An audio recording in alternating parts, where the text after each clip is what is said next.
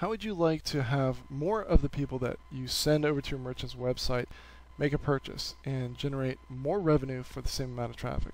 I'm sure you'd love it, and that's what I'm going to teach you in this training video tutorial. Now, a little word of caution. I'm going to go through a bunch of ideas. Not all of these ideas are going to fit into the model that you have. Not all of them are going to fit the type of product or the marketplace that you're promoting. But I want you to keep an open mind, because I can almost guarantee you that you're going to find something in here that you can use to increase the sales conversion of the visitors that you're sending over to your merchant's website, and that's going to be extra money in your pocket. So let's go ahead and jump in. I've already touched on this, why focus on conversion, but let's go into it in more detail. If I'm better at converting visitors to buyers, then I can afford to pay more to get those visitors over. So if I'm doing Google AdWords advertising as one small example, then I can bid more than someone else, one of my competing affiliates, or maybe the merchant's competitor themselves. I can afford to pay more to get my advertisement, my message in front of that potential buyer. And it also opens up more expensive types of advertising media that might not be available to me if I'm only converting at 1%. If I can convert at 2 or 3%, well, then I might be able to branch out from just doing Google AdWords to also doing banner advertising, just as an example.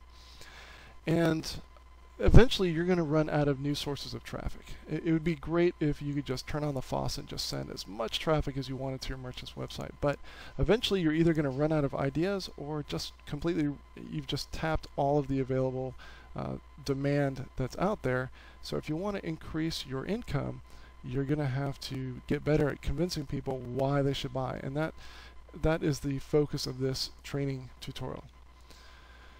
Okay, so when should you focus on conversion? And the when is after you have a baseline. So the first thing you need to do is go to that video training tutorial that I have on finding traffic and how to get that traffic diverted over to either your website or your merchant's website. Because if you're not getting traffic, learning how to convert that one visitor that lands on your website per month is not going to do you much good. You need to have traffic either coming to your website, or you need to have a traffic source that you can send on to your merchant's website. So, idea number one. This is often overlooked, but it is very, very powerful. If you have a story, and hopefully you do, hopefully you're using your merchant's product and you're promoting it because it's something that you yourself own. Tell your story. What problem did you have before you found the merchant's product? What led you to search for the merchant's product? And did you stumble across something else that didn't work out as well as the merchant's product? Whatever that is, write it out in great detail. Think about why people like to shop at Amazon. There's lots of different reasons, but a big one is the reviews that are on Amazon. So you have lots of peer-to-peer reviews, people saying, hey, I bought this book, it was great. Someone else says, it wasn't so great, I give it 4 out of 5.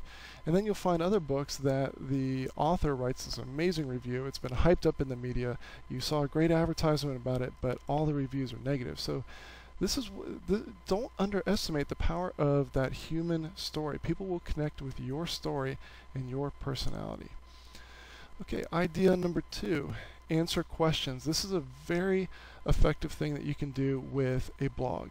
You can write a blog post or an article, and then you can encourage people to post a comment, and in that comment ask a question. And this would be, everyone has questions they want to ask before they make a purchase. Well, what a great way to get people involved and to add relevant content to your website, so your rankings in Google and Yahoo and MSN will increase.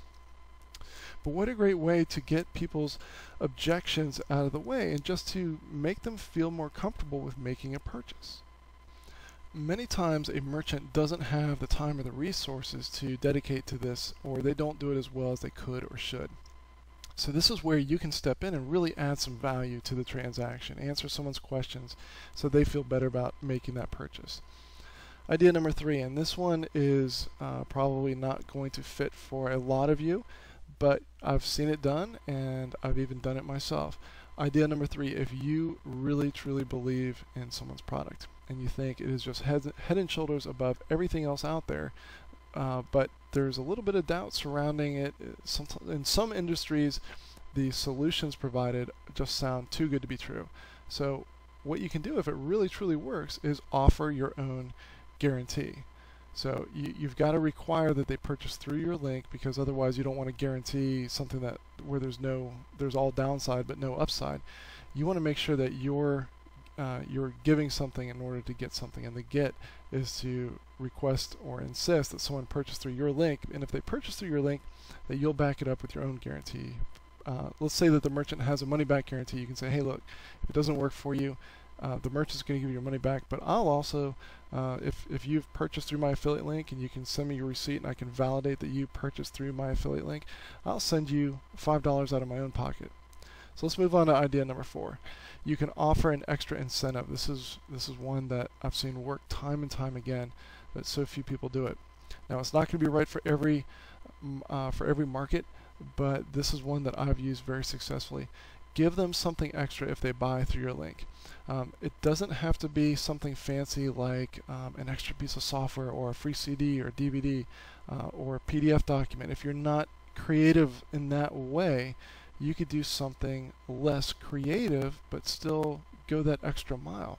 So, for example, you could offer post-sales support. There might be questions. If it's software, for example, there might be questions that frequently come up after someone makes a purchase. Another thing you could do is offer software installation if that's what they're buying. So brainstorm a little bit and try to think, what can I bring to this and offer as an extra incentive? What can I throw in if someone purchases through my affiliate link? If there's an obvious answer, or if you can somehow come up with an answer, then this is a way for you to incentivize people to purchase through your link and say, hey, look, make it very clear. Say, look, I am an affiliate. I believe in this product.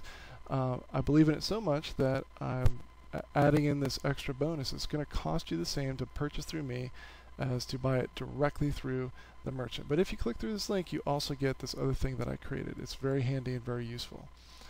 Idea number 5, and this is to point out a flaw. Now, I want to ask you to use this ethically, because this is very, very powerful. Every product has a flaw, and so let me give you an example.